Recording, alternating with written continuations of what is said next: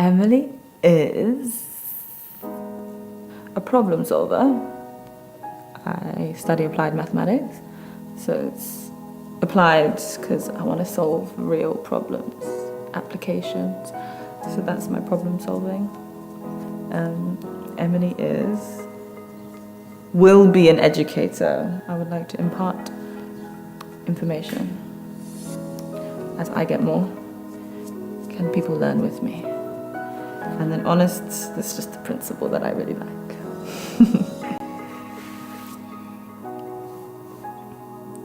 Interesting. Why I came back to South Africa. So, I think when we emigrated to the UK, it was like my mum went 100% into like, this is the new life that we're creating. She didn't tell us about our life before. She didn't tell us about her life before. So it was like this huge blank page of like, who was I before 1998, you know? And so for me, like coming back was trying to find out, trying to put some words into those pages, you know, like what was that? What happened?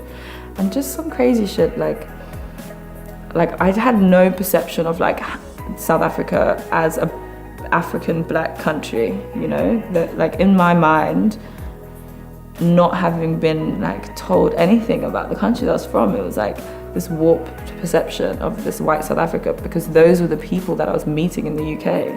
You know, recently I was looking at my Facebook profile. My mum had uploaded a picture when I was like 12 years old, and it was me holding the certificate, like top 2% in mathematics in the country. So I like that problem solving, and I think that was something that I kind of like grew up with. Getting into AIMS was such a blessing in my life. I was working full-time at this actuarial company, and it was just the most like tedious thing, and because every day it was like repetitive, like I knew what to expect, the same thing, but I really loved the problem solving element of it. So like whilst I was there, it was like, okay, cool, I'm really enjoying this, but these questions that we're answering are so boring. Like we're using these really cool skills, but the questions are not exciting.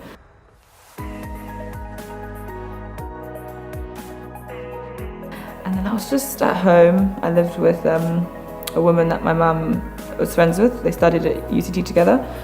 And then I was like, oh, I just want to like, you know, I want to go back to school. This is what I want. And her friend was over at the house at the time, and she worked for AIMS. She was like, you should apply. Just go for it. And then when I read the application form, the questions were incredible. They were like, why do you think it's important to like promote science in Africa? Like, what do you think the role is? And so I was just totally like, it was like love at first sight when I went through the application process. And then I got in.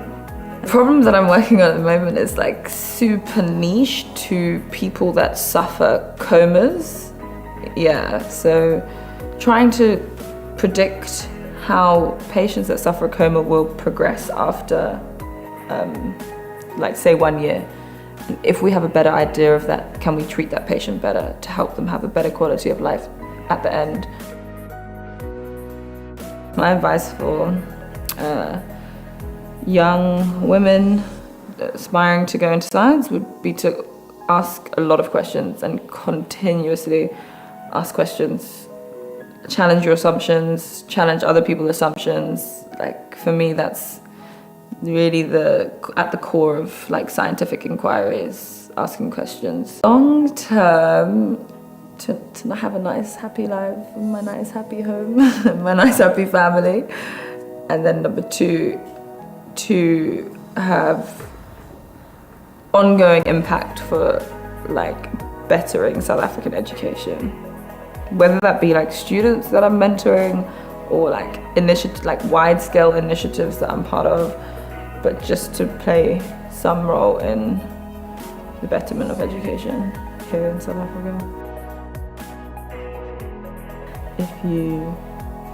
If you do what you love, you'll never have to work a day in your life. And I think that is not a healthy way to think about your life. You should always be doing work. You should, whether it's like work on your mental well-being, work on your relationships, work on your finances, work on your mission, work on whatever. It's like we have to be active, and it's really easy to be complacent and healthy at times, but we need to do work. That would be my parting words. And we in Africa, hella sure, have got a lot of work to do. It's exciting.